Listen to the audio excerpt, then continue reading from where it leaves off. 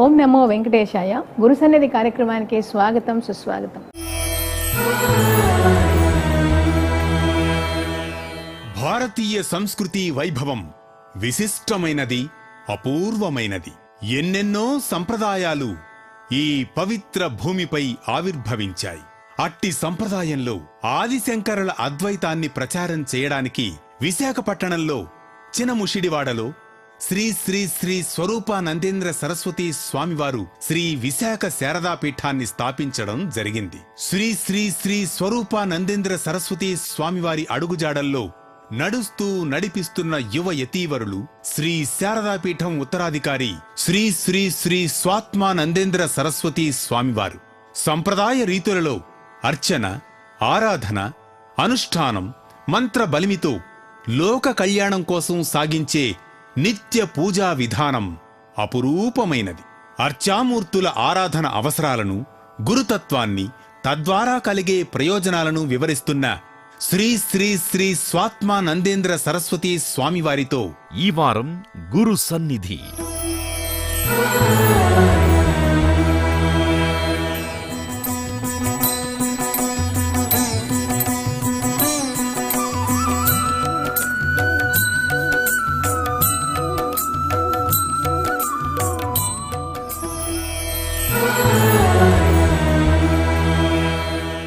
గురువుగారు, మనిషికి గురువు ఎంత అవసరం, కానీ ఆ గురువు యొక్క ఆవశ్యకత గురించి కొంచెం మీరు వివరిస్తారు.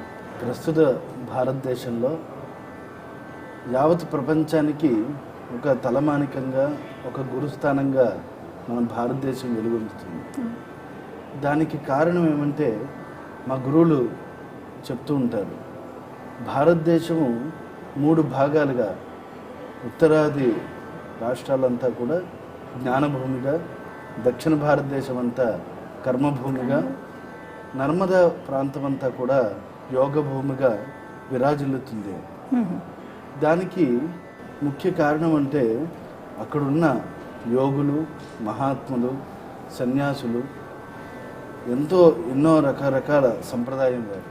వీరందరూ కూడా మన భారతీయ సనాతన సంస్కృతిని, ధర్మాన్ని, అదేవిధంగా శంకరాచార్యుల యొక్క మార్గాన్ని అవలంబించి ఎక్కడెక్కడ వారు ఆయా ప్రాంతాల్లో తత్వబోధన చేస్తూ భారతదేశంలో ఒక గొప్ప వినూత్నమైన సంస్కృతిని అవలంబించే మార్గాన్ని ప్రతి ఒక్కరూ ఎంచుకోవాలని అందరూ తాహతపడుతూ ఉంటారు.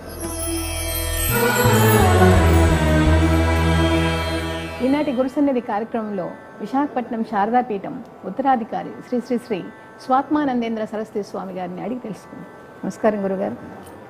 గురువుగారు, పీఠం యొక్క నేపథ్యం గురించి, అంతకుముందు ఉండే పరమ గురువులు, పరమేష్ఠ గురువుల గురించి చెప్తారా? మా పరమేష్ఠ గురువులు శ్రీ శ్రీ శ్రీ సచ్చిదానందేంద్ర సరస్వతి మహాస్వామి గారు. వారు హోలే నరసీపూర్ అని కర్ణాటక రాష్ట్రం. వారు చాలా అనుష్ఠాన పనులు, మడి ఆచారం చాలా ఎక్కువ. వారికి సన్యాసం తీసుకోవాలి, ఎవరు దగ్గర సన్యాసం తీసుకోవాలనేది వారు అనుకున్నారు. వారు సాధారణంగా ఒక ఉన్నత పాఠశాలలో అధ్యాపకులు. ఆయన అధ్యాపనం చేస్తూ ఉండేవారు. సాయంత్రం శంకర భాష్యం చదువుకుంటూ ఉండేవారు. శంకర భాష్యం వారు చాలా ఎక్కువగా పరిశోధన చేశారు. వారు పరిశోధన చేసి శంకర తత్వం, శంకర భాష్యం అనేది వక్ర మార్గంలో పోతుంది అని చెప్పి శంకర భాష్యం, శుద్ధ శంకర తత్వాన్ని వారు పుస్తకాల కింద సుమారు 200 గ్రంథాలు వారు రాశారు. హిందీ, ఇంగ్లీషు, సంస్కృతం, కన్నడ భాషల్లో వారు రాసిన పుస్తకాలు కూడా ఇతర దేశస్తులు కూడా వచ్చి తీసుకెళ్ళి వాటి మీద పరిశోధన చేసేవారు. అటువంటి వ్యక్తికి సన్యాసం తీసుకోవాలి అనేది కోరిక కలిగింది. వారు రామ ఉపాసకులు. శ్రీరామచంద్రుడు అంటే వారికి అవ్యాజమైన ప్రేమ. వారు శ్రీరామచంద్రుడి దగ్గర ప్రార్థన చేస్తూ కళ్ళను నీరు పెట్టుకుని, నాకు సన్యాసం ఇచ్చేదానికి మంచి గురువుని కావాలి, నాకు ఎవరినైనా పంపించండి అని చెప్పి ప్రార్థన చేస్తే అనుకోకుండా సన్యాసానికి ముహూర్తం పెట్టుకున్నారు. ఒక స్వామివారు ఎవరో వచ్చారు, సన్యాసం తీసుకున్నారు. అదే రోజు అనుకోకుండా ఎక్కడి నుంచి వచ్చారో చాలా బ్రహ్మతేజోమయంగా వారు ఒక ఆయన వచ్చారు. వారి పేరు బోధానందేంద్ర సరస్వతి స్వామి. వారు నదీ తీరంలో ఉంటే కోడలి నది సంగమం దగ్గర అక్కడ సన్యాసం తీసుకునే దానికి బ్రాహ్మణులంతా కూడా ఉన్నారు. వీరు ఆతృత సన్యాసం తీసుకుందాం అనుకున్నారు. ఆతృత సన్యాసం తీసుకునేదానికి ఇంకా సర్వం సిద్ధమైంది. మొత్తం అంతా కూడా చేయాల్సిన కర్మలు అంతా కూడా అయిపోయింది. ఇంకా బట్టలను విడిచిపెట్టి కాషాయ బట్టలను ధరించాల్సింది. ఆ సమయంలో బోధానందేంద్ర సరస్వతి స్వామివారు ఇచ్చేసి ప్రణవోపదేశం చేసి సచ్చిదానందేంద్ర సరస్వతి అని యోగా పట్టా ఇచ్చేసి వెళ్ళిపోయారు. అంటే అదేంటది సన్యాసం ఇచ్చారు, వారికి నేనేం ఇవ్వలేదు, ఫల సమర్పణ చేయలేదు, దక్షిణ ఇవ్వలేదు అని చెప్పి పరిగెత్తుకుని చూస్తే అలా ఆ సందులోకి వెళ్ళారని తెలిసింది. ఆ సందు దాకా వెళ్ళేసరికి అదృశ్యం అయ్యారు అని. అంటే వారి నమ్మకం ఏంటంటే శ్రీరామచంద్రుడే నాకు వచ్చి సన్యాసం ఇచ్చాడు అని వారు భావించారు. రామచంద్రుడితడు రఘువీరుడు కామిత ఫలమూలియగలిగనిన్నరీగి. రామచంద్రుడితడు రఘువీరుడు కామిత ఫలమూలియగలిగనిన్నరీగి. రామచంద్రుడితడు రఘువీరుడు.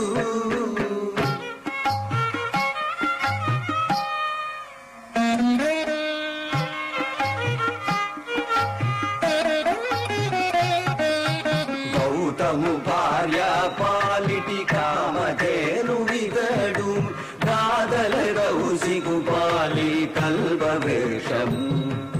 గౌతము భార్య పాలిటి కామధేను విగడు గాదల రౌసిగు పాలి కల్పవేషము.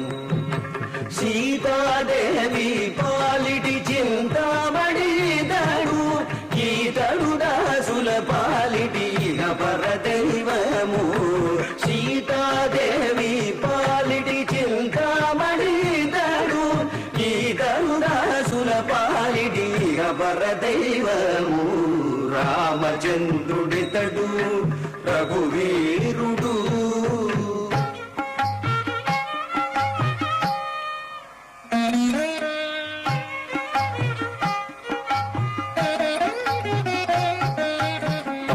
పరగసూగ్రీవు పాలి పరమ బంధుడితడు సరి హనుమంతు పాలి సామ్రాజ్య. వీరు కూడా అంత ఉపాసకులు, శ్రీరామచంద్రుడి యొక్క ఉపాసకులు. సన్యాసం తీసుకున్న దగ్గర నుంచి ఎన్నెన్నో గ్రంథాలు, పరిశోధనలు శంకర భాష్యం మీద. అలాగా ఉంటే మత్తూరు అనేది ఒక గ్రామం ఉంది. అదంతా కూడా అగ్రహారం బ్రాహ్మణులు. అక్కడ ఒక బ్రాహ్మణ కుటుంబంలో అద్వైతానందేంద్ర సరస్వతి స్వామి వారు మాకు ఏమవుతారంటే పరమేష్ఠి గురువులు ఏమో వారు సర్వసాధారణంగా బ్రాహ్మణ దాంట్లో ఉండి మంచి వైదిక ప్రవృత్తి కలిగిన కుటుంబం వారు మంచి సంస్కృత పండితులు. సచ్చిదానందేంద్ర స్వామివారు ఇలాగ సన్యాసం తీసుకున్నారు.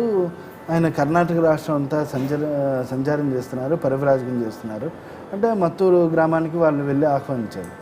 వీరికి సచ్చిదానందేంద్ర సరస్వతి స్వామి మా పరాపర గురువుని చూసి వీరికి ప్రాణం కలిగింది, నేను సన్యాసం తీసుకోవాలి. వెంటనే అక్కడ మత్తూరులోనే తుంగా నదీ తీరం అదంతా అక్కడ సన్యాసం తీసుకున్నారు. సత్యం స్వామి వారే వారికి ఇచ్చారు. పరమ గురువులు ఏమంటే వారు మొత్తం మన ఉన్న గ్రామం అంతా కూడా సంస్కృతంలోనే మాట్లాడాలి. అక్కడంతా కూడా తమిళనాడు కర్ణాటక కలిసి ఉన్న ప్రాంతం అనమాట. అక్కడ అంతా కూడా అక్కడ తమిళనాడు నుంచి వచ్చిన బ్రాహ్మణులు కానీ కర్ణాటక నుంచి వీళ్ళంతా కూడా అక్కడ సంకేతి అనే భాష, లిపి ఉండదు దానికి ఇప్పటికీ. సంకేతి అనేది భాష అనమాట. వారందరికీ కూడా సంస్కృతం నేర్పించి ఇప్పుడు అది సంస్కృత గ్రామంగా మలిచారు. ఇప్పుడు భారతదేశంలో ఏకైక సంస్కృత గ్రామం మత్తూరు, కర్ణాటక రాష్ట్రం శివమొగ్గకి 8 కిలోమీటర్ల దూరంలో ఉంది. వారే అక్కడ ఉన్న చాకలి వారైతే కానీ ఎటువంటి వారైనా కూడా ఎవరైనా కూడా సంస్కృతంలోనే మాట్లాడాలి. అక్కడ అంత గొప్పగా వారు సంస్కృతాన్ని నిలబెట్టారు. ఇప్పటికీ కూడా ఆ సంస్కృతి అలాగే నడుస్తుంది. అలాంటి ప్రాంతంలో అద్వైతానంద స్వామివారు సన్యాసం తీసుకోవడం, వారు ఈ సచ్చిదానంద సరస్వతి స్వామివారి యొక్క భాష్యాన్ని, అదే శంకర భాష్యం వీరి ద్వారా తెలుసుకోవడం, మొత్తం అంతా కూడా ఒక గొప్ప గ్రంథాలు ఇంకా వెలువడ్డాయి. స్వరూపానంద స్వామివారు పూర్వాశ్రమం ఎక్కువ కాలం ఋషికేశ్లో ఉండేవారు. 14 సంవత్సరాల పైన ఋషికేశ్లో కైలాసాశ్రమంలో ఉండి అక్కడ అధ్యయనం చేసేవారు. చేసి అక్కడి నుంచి రామజూల అనేది ఇప్పుడు తెలుసు అందరికీ.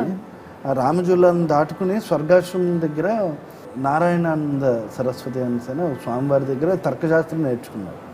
ఇక్కడి నుంచి అక్కడికి, అంటే కైలాసాశ్రమం అనేది చాలా నిబద్ధతగా టైం స్ట్రిక్ట్ రూల్స్ ఉంటాయి అనమాట. ఈ పలానా టైం నుంచి పలానా టైం దాకా పాఠం చెప్పుకోవాలి, ఉదయం ఈ టైంకి లేవాలి అనేది వాళ్ళు చాలా పకడ్బందీగా ఇది.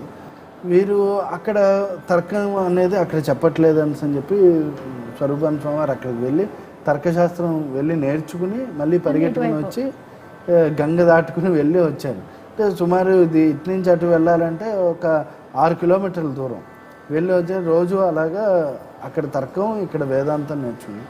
కానీ ఎక్కడో కొంత అసంతృప్తిగా ఉంది, నాకు ఇంకా జ్ఞానం కలగట్లేదు, నేను ఎంచుకున్న మార్గం సరైన మార్గమా అని చెప్పి ఆలోచన చేస్తూ వారు ఋషికేశ్ నుంచి హిమాలయాలు అటు కేదారు, బద్రి, గంగోత్రి, యమునోత్రి పాదయాత్రగా వెళ్ళారు. మొట్టమొదటిసారి అరణ్య మార్గంలోంచి వెళ్ళారు. అంతా కూడా భయంకరమైన అడవి, ఎవరు ఉండరు, అదంతా. ఆ మార్గంలోంచి వెళ్ళి దర్శనాలు చేసుకుని తిరిగి వచ్చేసారు. తర్వాత వైజాగ్కి వాళ్ళ తల్లిదండ్రులు ఇక్కడ ఉన్నారు, ఎందుకో అనారోగ్యం ఏదో ఉన్నది అని చెప్పేసి తెలిసింది. అదే సమయంలో ఇక్కడ స్వరూపానంద స్వామి వారికి పూర్వాశ్రమంలో ఇక్కడ గంగాధరన్ గారు అని చెప్పి వారు యోగా నేర్పించేవారు. స్వరూపానంద స్వామి వారు యోగాచార్యాన్ని బిరుదాంకితులు. వారు ఇక్కడ ఆ గురువు గారికి ఒంట్లో బాగోలేదని చెప్పేసి చూడడానికి వచ్చారు. ఆ సమయంలో నేను ఇంకా సన్యాసం తీసుకుంటానని తల్లిదండ్రులు చెప్తే ఎట్టి పరిస్థితుల్లో అలా చేయడానికి, ఎందుకంటే వీరు అందరికన్నా చిన్నవారు. మా గురువు గారు ఇంట్లో అందరికన్నా చిన్నవారు. మామూలుగా సాధారణంగా అందరికీ తెలిసిందే చిన్నవారి మీద ఎక్కువ ప్రేమ ఉంటుంది తల్లిదండ్రులకి. కానీ అది వీరు తల్లి అనుమతి లేకపోయినా పర్వాలేదు, నేను మాత్రం ఈ సంసార లంపటం అనేది దూరంగా ఉండాలనేది వారు మళ్ళీ ఋషికేశ్కి వచ్చేసారు. ఋషికేశ్కి వచ్చి ఇక్కడ కొంతమంది స్నేహితులకి మీ ఇది కాదు మీ మార్గం, అక్కడ రండి అని చెప్పి వీరు తీసుకెళ్ళి అక్కడ అంతా కూడా ఋషికేశ్లో అక్కడ స్వాములను అందరినీ పరిచయం చేసి వీరికి కూడా కొంచెం నేర్చుకోమని చెప్పి కొంతకాలం అక్కడ ఉండి వీళ్ళందరినీ కూడా ఒకసారి మళ్ళీ ఈ చారధాం రెండోసారి అంతా కూడా పాదయాత్రగానే వెళ్ళారు. అంటే మొదటిసారి అడవి మార్గంలో వెళ్ళారు, రెండవసారి రోడ్డు మార్గం ద్వారా వెళ్ళారు. అడవి మార్గం నేను అడుగుతుండేవాడిని, ఎందుకంటే అడవి అంటే ఏ పులులు, సింహాలు ఇవన్నీ భయంకరమైన మృగాలు, సర్పజాతి ఇదంతా ఉండే ప్రాంతం కదా, ఎందుకు వెళ్ళాలంటే రోడ్డు మార్గం నుంచి వెళ్తూ ఉంటే ఒంటరివాడిని కదా, రోడ్డు మార్గం నుంచి వెళ్తూ ఉంటే ఆ దారిలో వచ్చే ఏ వెహికల్ ఎక్కి ఏ బండో ఎక్కి వెళ్ళిపోవాలనిపిస్తుంది, కాలు నొప్పులు అన్నీ వచ్చి ఇలా వెళ్తే ఎవరు ఉంటారు కదా, మనమే వెళ్ళాలి, ఉంటాం, లేకపోతే మొదటి నుంచి కొంచెం తెగింపు ధోరణితో కలిగిన వ్యక్తిత్వం అది. అలా వెళ్ళారు. తర్వాత స్నేహితులతో కలిసి రోడ్డు మార్గంగా కూడా చేశారు. ఆ సమయంలో ఆ బద్రికావనం నుంచి కిందకు వస్తున్న సమయంలో ఎవరో మహాత్ములు కలిసి రాజశ్యామల అమ్మవారి ఉపాసన ఇవ్వడం, ఆ తంత్రాన్ని చెప్పడం ఇదంతా కూడా అక్కడ జరిగింది. అనుకోకుండా మా గురు పరంపరలో కూడా రాజశ్యామల ఉపాసన అనేది ఉంది. వారికి వీరికి అప్పుడు ఇది కర్ణాటక, వీరు ఆంధ్ర, అదేమో ఉత్తరాఖండ్, అసలు దేనికి సంబంధం లేదు. ఉపాసన అయింది. మరి అమ్మవారి అనుగ్రహం మరేమో తెలీదు. ఆ ఉపాసన చేస్తూ ఉంటే ఓ రోజు తెల్లవారుజామున గంగా స్నానం 4:30 ఆ ప్రాంతం బ్రహ్మీ కాలంలో అక్కడ స్నానం చేసి అనుష్ఠానం గంగ ఒడ్డునే అనుష్ఠానం చేస్తూ ఉండేవారు. ఆ సమయంలో ఎవరో ఒక స్వామివారు వచ్చి, మీరు ఎక్కడ కాదు ఉండాల్సింది, కర్ణాటక రాష్ట్రంలో అక్కడ ఒక స్వామివారు ఉన్నారు, ఇది మత్తూరు, ఇది అని చెప్పేసి అంటే అక్కడి నుంచి మత్తూరుకు రావడం, మత్తూరులో సన్యాసం, ఋషికేశ్లో గంగా తీరాన్ని తీసుకోవాల్సిన సన్యాసం మత్తూరులో తుంగానది తీరాన తీసుకోవడం, అనుకోకుండా వీరు ఏదైతే ఉపాసన చేస్తున్నారో రాజశ్యామలో అంటే స్వామివారికి ఇష్టదైవం సుబ్రహ్మణ్యేశ్వర స్వామి. సుబ్రహ్మణ్య ఉపాసన అనేది ఎప్పటి నుంచో చేసేవారు. రాజశ్యామల ఈ రెండు కూడా ఉపాసన, ఇటేమో రాజశ్యామల ఉపాసన చేసే గురువు దొరకడం, శంకర తత్వం తెలుసుకోవడం, శంకర భాష్యం అద్వైతాన్ని పూర్తిగా ఇక్కడ ఒకసారి ఋషికేశ్లో ఒకసారి అధ్యయనం చేసి ఒక పద్ధతిలో అధ్యయనం చేస్తే అక్కడ ఇంకొక పద్ధతిలో అధ్యయనం చేస్తే ఇప్పుడు పూర్తి స్థాయిలో వారు గురువు అనుగ్రహం పొంది అక్కడ సన్యాసం తీసుకోవడం, వారు చెప్పడం ఆంధ్ర రాష్ట్రంలో శంకర భాష్యం అనేది వక్ర మార్గంలో వెళ్తుంది, మీరు సక్రమ మార్గంలో తీసుకుని వెళ్ళాలి అని చెప్పి వారి ఆదేశాలతో విశాఖపట్నంలో మనం పీఠం పెట్టడం, ఇక్కడి నుంచి అద్వైతం ప్రచారం చేయడం అనేది పరిపాటిగా సాగుతుంది. అలాంటిది ఇటువంటి ఇంత గొప్ప ఉన్నతమైన గురు పరంపర శారదాపీఠానికి రావడం అనేది, అటువంటి పీఠంలో ఎందరెందరో విద్యార్థులు తయారవ్వడము, ఇక్కడి నుంచి దేశం నలుమూలలో కూడా మంచి పేరు, పీఠం నుంచి వచ్చిన విద్యార్థులు అంటే మంచి సుస్వరంగా మంత్రం చెప్తారు, అక్షర దోషాలు ఉండవు అని ఒక గొప్ప పేరు సంపాదించారు. ఈరోజు శారదాపీఠం సర్టిఫికేట్ కంటే ఒక రాజముద్ర పద్ధతి అనమాట, పడినట్టే. అంతే ఉజ్జయిని సర్టిఫికేట్ ఎంత అవసరమో, తిరుపతి దేవస్థానం ఎంత ప్రాధాన్యత ఉందో శారదాపీఠానికి అంతే ప్రాధాన్యత కలిగింది. అంటే అది ఎవరో అనుకుంటేనో లేకపోతే ఏదో వచ్చేది కాదు, ఎంతో కష్టపడాలి, విద్యార్థులు తయారు చేయాలి, కఠోర శ్రమ ఉంటేనే ఏదైనా గుర్తింపు ఉంటుంది, లేకపోతే ఉండదు. అందువల్ల అంటే శారీరక శ్రమ అనేది చార్ధామ్ యాత్ర పాదయాత్రగా వారు శారీరక శ్రమ ఎంత చేశారో మానసికంగా అంతే అనుష్ఠానం చేసేవారు. దానికి తగ్గినట్లే గురువులు దొరకడము, అదంతా కూడా ఇంత గొప్ప పరంపర పీఠానికి రావడం అనేది చాలా, ఇది 200 సంవత్సరాల నుంచి అనుచానంగా వచ్చిన ఒక గొప్ప పరంపర.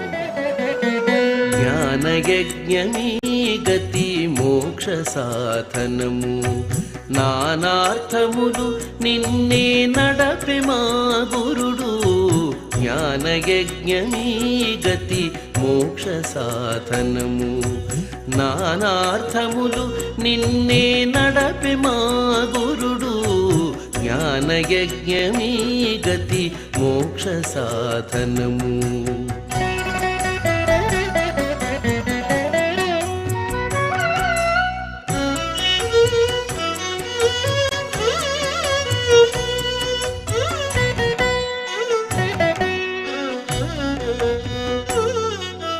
అలరి దేహమనేటి యాగశాలలోన బలువై అజ్ఞానపు పశువును బంధించి, అలరి దేహమనేటి యాగశాలలోన బలువై అజ్ఞానపు పశువును బంధించి,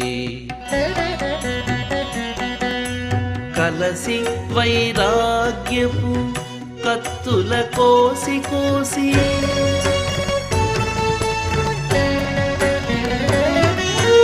కలసి వైరాగ్యపు కత్తుల కోసి కోసి వెలయ జ్ఞానాగ్నిలో వేలిచే మా గురుడు. వెలయ జ్ఞానాగ్నిలో వేలిచే మా గురుడు. జ్ఞానయజ్ఞమీ గతి మోక్ష. వేదంలో ఫస్ట్ కర్మకాండాలు చెప్తారు, కోరికల కోసం యజ్ఞాలు యాగాలు చేయమని. వేద అంతంలో జ్ఞానం వచ్చిన తర్వాత ఈ కర్మకాండాలతో అవసరం లేదు.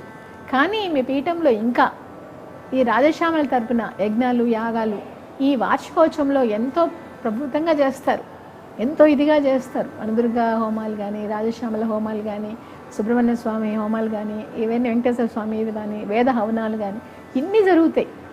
అంటే మీరు ఇంకా కోరికలను ప్రోత్సహిస్తున్నారా, లేకుంటే ఎట్లా, ఏ విధంగా దీన్ని అర్థం చేసుకోవాలంటే? అంటే అమ్మా ఇక్కడ తెలుసుకోవాల్సింది ఇది ఒక విశేషం ఉంది. అమ్మవారి రాజశ్యామల అనే దానికి ఒక విశేషం ఏంటంటే, వెంకటేశ్వర స్వామిని దర్శిస్తే మన కోరికలు తీరుతాయనేది అందరికీ తెలుసు, కలియుగ ప్రత్యక్ష దైవం. అలాగే మల్లికార్జున స్వామి శివుణ్ణి ఆరాధిస్తే ముక్తి కలుగుతుంది అనేది అందరూ అనుకుంటారు.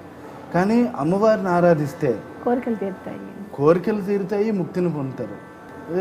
ఎత్ర నాస్తి భోగో నహి తత్ర మోక్ష, ఎత్ర నాస్తి మోక్షో నహి తత్ర భోగ, సుందరి పాదయుగలార్చనాం భోగశ్చ మోక్షశ్చ కరస్థయేవ అని శ్లోకం. అంటే అమ్మవారిని ఆరాధించే వారికి, అంటే ఎక్కడైనా సాధారణంగా మోక్షం ఉన్న చోట భోగం ఉండదు, భోగం ఉన్న చోట మోక్షం రాదు అనేది అందరికీ తెలిసిందే. కానీ అమ్మవారిని ఆరాధిస్తే ఇహలోకంలో భోగాలు, పరలోకం మోక్షాన్ని పొందుతారనేది అమ్మవారి యొక్క స్వరూపం. అంటే రాజశ్యామల అమ్మవారు అనేది ఎంతో ప్రత్యేకం, ఎంతో విశేషమైనది. రాజమాతంగి అని కానీ లేకపోతే రాజశ్యామల కానీ ఇవి అంటే పేర్లు అనేకమైనా కూడా రూపం ఒకటే. అమ్మవారిని ఆరాధించడం వల్ల కలిగేది అపారమైన జ్ఞానం కలుగుతుంది. జ్ఞానంతో పాటు వారు అనుకున్న కోరికలు కూడా తీర్చే ఒక గొప్ప దేవతగా, కల్పవల్లిగా ఈరోజు విశాఖ నగరంలో ఒక ఉన్నతమైన పీఠంగా యావత్ తెలుగు రెండు రాష్ట్రాలే కాదు ఇతర రాష్ట్రాల్లో కూడా మంచి పేరుని ఒక ఉపాసనా పరంగా, ఉపాసనా పీఠంగా ఇది విరాజిల్లుతుందంటే అమ్మవారి యొక్క అనుగ్రహం. స్వామివారి యొక్క పూర్తి అనుష్ఠానం కూడా అమ్మవారి యొక్క పాదాల చెంతే నిత్యం దారపోస్తూ ఉంటారు. అంటే మనకి చాలామంది తెలియదమ్మా ఎలా ఉంటుంది అంటే అమ్మవారిని ఆరాధిస్తే కోరికలు కోరినవి తీరుతాయి ఇలాంటివి, మోక్షం కూడా అంతే. అలాంటిది ఇప్పుడు అమ్మవారి ఆరాధన, స్వామివారితో నిత్యం ఆయన యొక్క సన్నిధిలో ఉండడం, ఇదంతా కూడా ఇప్పుడు నా మార్గాన్నే మార్చేసింది కదా, నా జీవితాన్నే పూర్తిగా కర్మలు చేయకుండా జ్ఞానం వైపు మార్గాన్ని తీసుకొచ్చిందంటే మరి అమ్మవారి ఆరాధనే కదా. అంటే అమ్మవారిని ఆరాధిస్తే పదవులు లేని వాళ్ళకి పదవులు వస్తాయనేది ఎంత ప్రతీతియో, జ్ఞానం కావాల్సిన వాడికి కూడా జ్ఞానం కలుగుతుంది అనేది అంతే ప్రతీతి. అంటే ఎవరిది ఏ కోరిక వస్తే ఆ కోరిక తీరుతుంది అన్నమాట. రాజులు కావాలనుకునే వాళ్ళు రాజులు కావాలని వస్తే రాజులు అవుతారు. ఎప్పుడో పివి నరసింహారావు గారు లాంటి వారు కూడా ప్రధానమంత్రిగా వారు చేసినప్పుడు కూడా వారు పీఠానికి వచ్చారు. అంటే ప్రాచుర్యం లేనప్పుడే పీఠానికి ఎంతోమంది వచ్చారు. ఇప్పుడు ప్రాచుర్యం పొందిన తర్వాత రావడం పెద్ద విశేషం కాదు. అందువల్ల అంటే ఇక్కడ అమ్మవారు సాక్షాత్ అక్కడ కూర్చుని విరాజిల్లుతుంది. ఎవరైతే కోరిన కోరికలు ఉంటాయో ఆవిడ వింటుంది, ఆవిడ తీరుస్తుంది అనేది నమ్మకం. ఆమెల గురించి చెప్పారు. కానీ మీ పీఠంలో ఇంకా వనదుర్గా దేవత, సుబ్రహ్మణ్య స్వామి, ఆంజనేయ స్వామి, వెంకటేశ్వర స్వామి ఉన్నారు. వీళ్ళ గురించి కొంచెం చెప్తారు. అంటే ఈ రాజశ్యామల అమ్మవారు అనేది మంత్రస్వరూపం, మంత్రాధిష్టాన దేవతగా మనం చూస్తాం. గేయ చక్రరథారూఢ అమంత్రణీయ పరిసేవిత అని అంటే అది రాజశ్యామల మంత్రస్వరూపంగా ఉంటే, ఇక్కడ పీఠ రక్షణ స్వరూపంగా వనదుర్గా అమ్మవారు ఉన్నారు. అంటే మనం కూడా పీఠం రాత్రి అన్ని దేవాలయాలు పౌర్ణమి సేవ అయిపోయిన అన్ని దేవాలయం మూసేస్తారు. అదే వనదుర్గా అమ్మవారిది మాత్రం కేవలం చెక్కవి వేయం, గ్రిల్స్ వరకే వేసి వదిలేస్తాయి. ఎందుకంటే ఇక్కడ పడుకునే అంటే మా పీఠంలో పనిచేసే వాళ్ళు చాలామంది ఉంటారు కదా, అమ్మవారి దగ్గరే పడుకుని ఉంటారు. వాళ్ళకి ఏంటంటే రాత్రి అమ్మవారు తిరుగుతుందని గజ్జల శబ్దం రావడము ఇలాంటివి వాళ్ళకి అనిపించేది. అంటే మాకు అమ్మవారి పీఠాన్ని అంతటినీ రక్షిస్తుంది వనదుర్గా అమ్మవారు అనేది అనుకుంటాం.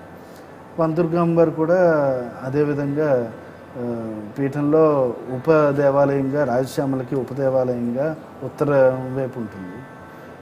మన పీఠానికి స్వామివారికి ఉపాసనాదేవం బాగా సుబ్రహ్మణ్య స్వామి, ఆయన ప్రీతి. అందువల్ల ఇక్కడ సుబ్రహ్మణ్య స్వామి 6 ముఖాలు, 6 అడుగుల విగ్రహం, 12 భుజాలతో వల్లి దేవసేనతో ఉంటాడు. మీరు కూడా దేవాలయాలు చూస్తూ ఉంటారు కదమ్మా, మీరు బాగా భక్తి మీకు కూడా. మనం తమిళనాడు కానీ మన ఆంధ్ర రాష్ట్రం కానీ ఇప్పుడున్న తెలంగాణ ఎక్కడా కూడా ఇంత ప్రామాణికంగా ఇంత ఎత్తు అంటే 6 అడుగుల విగ్రహం 6 ముఖాలతో మనకి ఎక్కడా కనపడదు. సాధారణంగా అందరికీ తెలుసు సుబ్రహ్మణ్యుడు అంటే తమిళనాడులో సుబ్రహ్మణ్య ఆరాధన చాలా ఎక్కువ జరుగుతుంది. అలాంటిది అక్కడ కూడా ఇంత పరిణామం ఇంత పెద్ద విగ్రహం లేదు.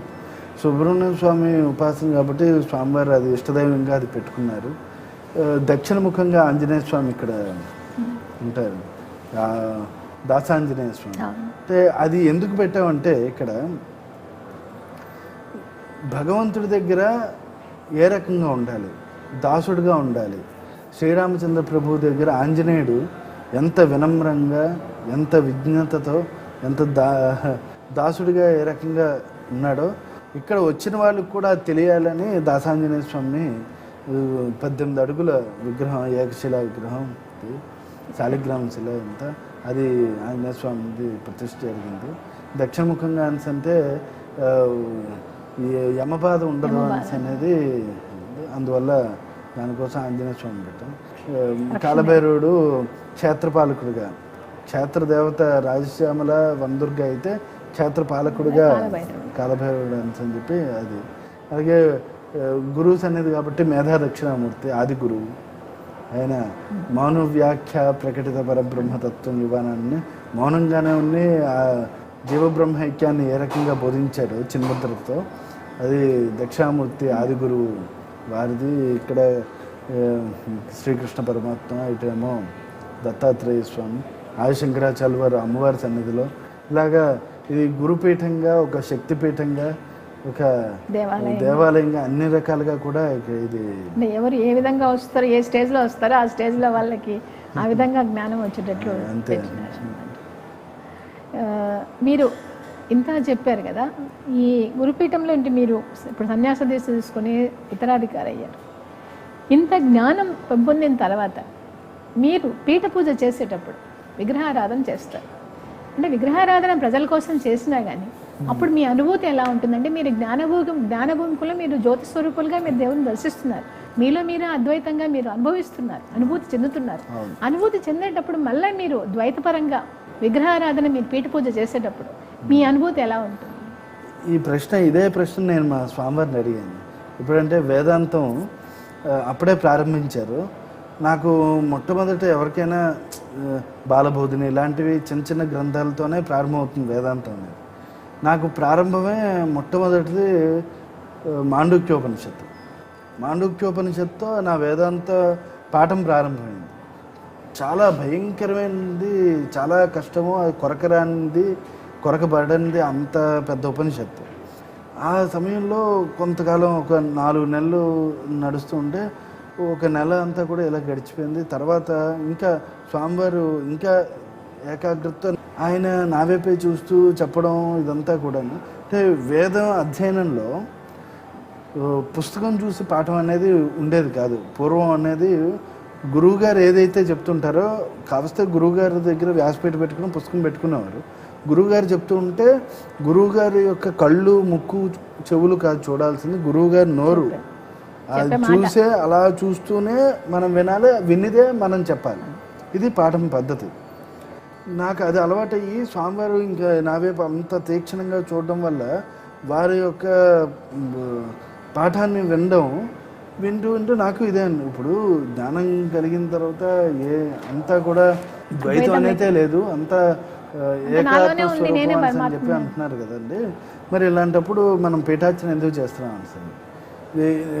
నేను ఒక్కనే చిన్నవాడిని అప్పుడు. అందరూ సుమారు 50 ఏళ్ళు 60 ఏళ్ళు పైబడిన వాళ్ళే, నాకన్నా చాలా సీనియర్లు. అంటే అది వెంటనే పాఠం ఆపేసి, మీరేంటి అలా అడుగుతారు, మీకేం అర్థమైంది అని చెప్పేసి అంటే, వెంటనే స్వామివారు అందరినీ ఆపి, మీరు ఎంతకాలం ఏం విన్నారో ఏంటో, నన్ను ఎవడు ఇలాంటి ప్రశ్న అడగలేదు, ఈ పీఠార్చన మీరు చేస్తారు కదా, ఎందుకు చేస్తారని ఇంత ధైర్యంగా అడిగేయడానికి అని చెప్పి ఆయన చెప్పారు. పీఠార్చన అనేది సార్వత్రికంగా ప్రజలందరూ కూడా ధర్మాచరణ చేయండి. మనకి జ్ఞానం కలిగినది మనకు తెలుస్తుంది, కానీ దైవ చింతన, భగవత్ యొక్క అనుగ్రహం పొందాలంటే రోజు విగ్రహారాధన అనేది ఎంతో అవసరం అని, అది తెలియజెప్పడానికే మేము ఆరాధన చేయడం తప్ప మా గురించి కాదు అనేది వారు ఆ రోజు చెప్పారు. ఈరోజు మీరు కూడా ఎందుకు మీరు పీఠార్చన చేస్తున్నారు, ఎందుకు ఆరాధన చేస్తున్నారు, మీరు అంటే అద్వైతంలో ఉండి ద్వైతాన్ని అంటే విగ్రహారాధన చేయడం వల్ల ఏం చెప్తున్నారంటే, ఇది దీనివల్ల ప్రేరణ పొందాలని చేస్తాం, వచ్చిన వాళ్ళు ప్రేరణ పొందడానికి. దీనివల్ల ప్రేరణ అనేది ఒక్కొక్కరికి ఒక రకంగా అర్థమవుతుంది. కొంతమందికి అభిషేకం అంటే ఇష్టం ఉంటుంది, కొంతమందికి అలంకారం, కొంతమందికి అర్చన. కానీ ఇదంతా కూడా భగవంతుడి యొక్క ఆరాధన మనం చెయ్యాలి, భగవంతుడు సృష్టించిన ఈ సృష్టిని మనం పూజా సమయంలో అయినా ఆయనకి కొంతైనా మనం అర్పించాలి. పత్రం పుష్పం ఫలంతోయం అని ఆరాధన జరిగిన దాంట్లో వీటినైనా కనీసం మనం సమర్పించి మన సమర్పణ బుద్ధి, త్యాగ బుద్ధి అనేది అలవర్చుకోవాలి. ఇక్కడ కూడా మనం చూడాలంటే త్యాగే నైకే అమృతత్వమా అని శుభ అన్నట్లు త్యాగంతోనే అమృతత్వాన్ని పొందాలి అని. త్యాగం అంటే ఏంటి? ఇహభోగాల్ని, పరలోక సుఖాలని, వీటన్నిటిని ఎవరైతే త్యాగం చేస్తారో వారికి అమృతత్వం, వారికి ముక్తి, వారికి కైవల్యం పొందుతారు అనేది సింబాలిక్గా. అందుకనే పత్రం పుష్పం ఫలం తోయం అని వీటితో ఎవరైతే త్యాగబుద్ధితో భగవంతుని అర్పిస్తారో వారికి ఆ త్యాగబుద్ధి అలవరుతుంది. ఈ రకంగా అయినా మేము జ్ఞానాన్ని నేర్పిస్తున్నాము, జ్ఞానాన్ని ప్రేరేపిస్తున్నాం అనేది మా యొక్క ఆలోచన. వచ్చేవారు కూడా అది తెలుసుకోవాలి, ఆ ప్రేరణ తెలుసుకోవాలి. ఇప్పుడు జ్ఞానమే అన్నిటికన్నా ఉత్తమమైందని మీరు చెప్తున్నారు. జ్ఞానానికి ధ్యానానికి తేడా ఏంటంటే? అంటే ధ్యానం అనేది మనసుని నిర్మలంగా ఉంచేదానికి, మన యొక్క త్రికరణ శుద్ధి సరి అయిన మార్గంలో కనీసం మనం ధ్యానం చేసేటప్పుడు ఏం చెప్తారు సాధారణంగా? ఎటువంటి శబ్దం నీకు వినబడకూడదు, ఎటువంటి స్వరూపం నీకు తెలియకూడదు, మస్తిష్కంలో వేరే ఆలోచనలు ఉండకూడదు, ఏకాగ్రతగా ఉండాలి. అదే ధ్యానం అనేది చెప్తారు. జ్ఞానం అనేది అది కాదు.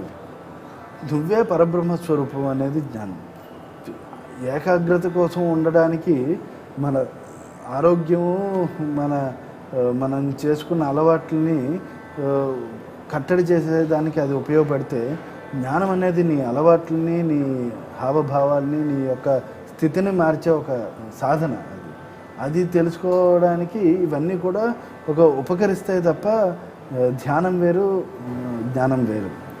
మీ కృష్ణ యజుర్వేద వేదంలో మీరు అత్యధికంగా ఇష్టపడింది ఏంటి? దాంట్లో మీరు తెలుసుకున్న జ్ఞానం ఏంటి? అంటే నేను ఇష్టపడిన దాంట్లో అంటే కృష్ణ యజుర్వేదంలో తైత్రీయ ఉపనిషత్తు అనేది మాకు చాలా బాగా నచ్చింది. ఎందువల్ల అంటే అక్కడ ఈ చరాచర సృష్టి ఎక్కడి నుంచి ప్రారంభమైంది అంటే సృష్టి స్థితి లయములు అని చెప్పి భగవంతుడి యొక్క తత్వం నుంచి సృష్టి వచ్చింది, భగవంతుని తత్వం మీదే ఈ సృష్టి నిలుస్తుంది, మళ్ళీ భగవంతుని యొక్క తత్వంలోనే లీనమవుతుంది అనేది ఆ తైత్రీయంలో చాలా సుస్పష్టంగా ఉంటుంది. అందుకన్నా నాకు తైత్రీయోపనిషత్తు అనేది శిక్ష, ఆనంద, భృగు ఈ మూడు కూడా చాలా బాగా నచ్చింది. దాని ద్వారా నేను ఎంతో ప్రేరణ పొందాను. స్వరూపానంద స్వామి వారు, మా గురువు గారు, తైత్రీయ ఉపనిషత్తు అంటే వేదాంతం అనేది చాలా అద్భుతంగా చెప్తారు. ప్రతి ఒక్కరూ వారి యొక్క అనుభవానికి ఇది తాకుతుందా అని అనిపిస్తుంది, అంత బాగా చెప్తారు. ఆ తైత్రీయ ఉపనిషత్తు వారు చెప్పడం అంతకుముందు నేను చదువుకున్న అంత కంఠోపాఠంగా ఉండేది. ఆ కంఠోపాఠం కన్నా దాంట్లో ఉన్న నిగూఢమైన అర్థాన్ని, శంకర భాష్యాన్ని తెలుసుకునే ఒక అవకాశం స్వరూపానంద స్వామి మా గురువుగారి ద్వారా దొరికింది. అందువల్ల నాకు ఎక్కువగా తైత్రీయ ఉపనిషత్తు అంటే చాలా ఇష్టం. ఇంకోటి అరుణం అనేది కూడా నాకు అరుణ పాఠం అయిన తర్వాత కూడా అరుణం కూడా బాగా అంటే ప్రతిరోజు అరుణపారాయణ చేయాలని చేసి మొత్తం అరుణం అంతా కూడా పారాయణ చేసాము. అంటే అరుణం అంటే సూర్యునికి సంబంధించింది, అంటే అది ఆరోగ్యానికి సంబంధించింది అంటారు, నిజమేనా? అంటే అలాని కాదమ్మా, సూర్యుడు అంటే ఆరోగ్యం ఇచ్చేవాడే కాదు, ఆయన ధర్మస్వరూపుడు. సూర్యుడు అంటే నీచమైన వస్తువుల మీద ఆయన ప్రకాశం ఉంటుంది, ఉన్నతమైన వస్తువుల మీద ప్రకాశం ఉంటుంది. ఆయన స్థితి, ఆయన గమనం కానీ ఎప్పుడూ కూడా ఆలస్యం ఉండదు. ఆయన గమనం ఆలస్యం ఉంటే ప్రపంచం అంధకారంలో ఉంటుంది. అంటే సూర్య భగవానుడు అంటే ధర్మస్వరూపుడు. ధర్మస్వరూపం ఎవరైతే ధర్మాచరణ చేస్తారో వాడికి శారీరక రుగ్మతలు కానీ మానసిక రుగ్మతలు కానీ రెండూ తొలగిపోతాయి. తర్వాత మీరు ఈ ధ్యానం కూడా చేశానంటున్నారు కదా, తపస్సు చేశానంటున్నారు. తపస్సు మీరు ఎక్కడ చేశారు? అంటే నేను తపస్సు అంటే ఏకాగ్రతగా కూర్చొని గురువు యొక్క పరిసేవనే తపస్సు కింద భావించిన వ్యక్తిని నేను. సన్యాసం తీసుకున్న వెంటనే నన్ను తీసుకున్న ఒక వారం రోజుల్లోనే నన్ను పంపించారు ఋషికేశ్కి. అక్కడ స్వామివారు అంటే ఎప్పటి నుంచో వారితో ఉండడం, వారు ఎక్కడెక్కడ సంచారం చేశారో, ఎక్కడెక్కడ అనుష్ఠానం చేశారో అక్కడ వెళ్ళి అనుష్ఠానం చేసామని బాగా. మీరు మీ జీవితంలో పీఠ ప్రకారం పీఠ అమ్మవారిని కొలవడము ఇవన్నీ కూడా నేర్చుకున్నారు, ఇవన్నీ మీరు చేశారు. ఇవన్నీ చేసినప్పుడు మీ జీవితంలో ప్రత్యక్షంగా కానీ పరోక్షంగా కానీ మీరు దేవస్వరూపాన్ని చూడగలిగారా? స్వామివారి యొక్క ఆలోచనలు నా మీద చాలా బలీయంగా పడ్డాయి.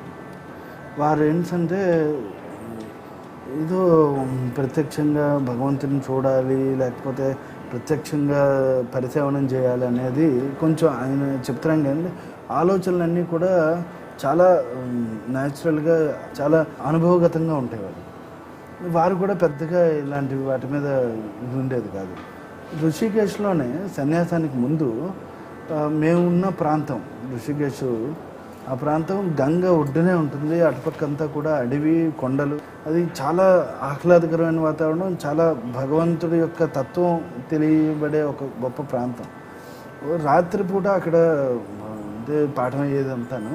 పలహారం అయింది, పైకి వచ్చేసరికి ఒక పెద్ద మబ్బని కాదు, మనం ఇక్కడి నుంచి చూస్తే ఎంత అది ఈ మేఘం నుంచి స్పీడ్గా వచ్చి చాలా వేగంగా వచ్చి ఒక మేఘంలో అలాగా చాలా ఎక్కువసేపు జరిగింది. మనకి కూడా ఆలోచన రాలేదు అది ఏమిటి అనేది భావన అయితే మరి ఇప్పటికీ బోధపడదు. స్వామివారు మాత్రం ఇదంతా కూడా దేవభూమి కదా, ఎవరో మహాత్ములు సంచరించవచ్చు అనేది తెలిసింది అంతే. ఇలాంటిది ఓ 2-3 సందర్భాలు గంగలో ఒక దీపం ఏదో పైనుంచి వచ్చి గంగలో వెళ్ళిపోయినట్టు, అంతర్ధానం గంగలో జరిగినట్టు, ఇలాంటివేవో 2-3 జరిగాయి. మీరు చివరిగా ఇప్పుడుండే మీరు సామాన్యమైన యువకులకి మీరు ఏమని సందేశం ఇస్తారు? ఎందుకంటే ఇక్కడ ఒకటమ్మా, విద్య అనేది 4 రకాలుగా నేర్చుకోవాలి ఎవరైనా, యువత అనేది. ఒకటి గురుకులాల్లో జరిగిన విద్య 25% అయితే 25% వాడి యొక్క స్వయం బుద్ధితో 25% నేర్చుకుంటాడు. మరొక 25% చుట్టూరా ఉన్న వాళ్ళ స్నేహితుల ద్వారా 25% విద్య చదువుతాడు. మరొక 25% దేశ సంచారం, కాలానికి అనుగుణంగా ఉండే కాలం బట్టి చదువుకునే విద్య కూడా నేర్చుకునేది. ఈ 4 విద్యలు ఇది ఎవరైతే ఈ రకంగా ఎవరైతే విద్యాభ్యాసం పూర్తి చేస్తారో వాడే ఉన్నతమైన స్థాయికి వెళ్తారు. అంటే నేను పేర్లు అనేది అనవసరం, కానీ చాలా తక్కువ చదువుకున్న వాళ్ళు ఉన్నత స్థాయికి వెళ్ళారు, ఇప్పుడు వేలాది మందిని పోషించే ఒక గొప్ప స్థాయికి వెళ్ళారు. అంటే వారు పూర్వజన్మ సుకృతం అనేది ఎంత ఉంటుందో వారు ఇప్పుడున్న యువత కూడా ప్రతి ఒక్కరి దగ్గర నుంచుకుని తెలుసుకునే ఒక భావం కలిగి ఉండాలి, వినాలి అనే ఒక చింతన కలగాలి. మనం చదువుకున్నది 10 మందికి చెప్పేదానికి ఉండాలి. అదేవిధంగా కాలాన్ని బట్టి చదువుకునే విద్య ఉంటుంది, గురువుని బట్టి చదువు. ఇవన్నీ కూడా ఎవరైతే సక్రమంగా తెలుసుకుంటారో వారు ఉన్నత స్థాయికి చేరుకుంటారు. ఇప్పుడు యువత అంతా కూడా వినడం నేర్చుకోవాలి, వినిది ఆచరించడం నేర్చుకోవాలి, ఆ విన్నదాన్ని ఆలోచన కూడా చేయాలి. ఈ 3 ఎవరైతే చేస్తారో వారు ఖచ్చితంగా ఒక గొప్ప స్థాయికి వెళ్తారు అనేది నేను బలీయంగా నమ్మేది. ఇవన్నీ జరగాలంటే కూడా అంతే, పూర్వజన్మ సుకృతం, అమ్మవారి ఆశీస్సులు నాకు మా గురువుగారు దొరికినలాగా అందరికీ అలాంటి వాళ్ళు దొరకాలి. ఇదంతా కూడా భగవంతుడి యొక్క సంకల్పం అంతే. గురువుగారు చాలా విషయాలు, చాలా గురించి మీ జీవితం అంతా రంగపోసిన జ్ఞానం అంతా మీరు ఈ ప్రేక్షకులకు ఇచ్చారు. చాలా ధన్యవాదాలు గురువుగారు. ఇది ఈనాటి గురు సన్నిధి కార్యక్రమం. చూశారు కదా, 6 సంవత్సరాల వయసులోనే గురువు దగ్గరికి ఏమీ తెలియని వయసులో గురువు దగ్గరికి వచ్చి ఒక మామూలు చెక్క ఎలా ఉంటుందో అది ఒక శిల్పంలాగా ఆ గురువు గారు ఎలా మార్చారో, సర్వజనానికి ఒక గురువుగా ఎలా తీర్చిదిద్దారో మనము ఈ గురు సన్నిధిలోనే చూస్తాం. ఆ గురు సన్నిధి ఉంటేనే, ఆ పూర్వజన్మ సుకృతం ఉంటేనే, అమ్మవారి ఆశీస్సులు ఉంటేనే ఇలా జరుగుతుంది. అలా అందరికీ అబ్బాలని కోరుతూ ఇది ఈనాటి గురు సన్నిధి కార్యక్రమం. ఓం నమో వెంకటేశాయ.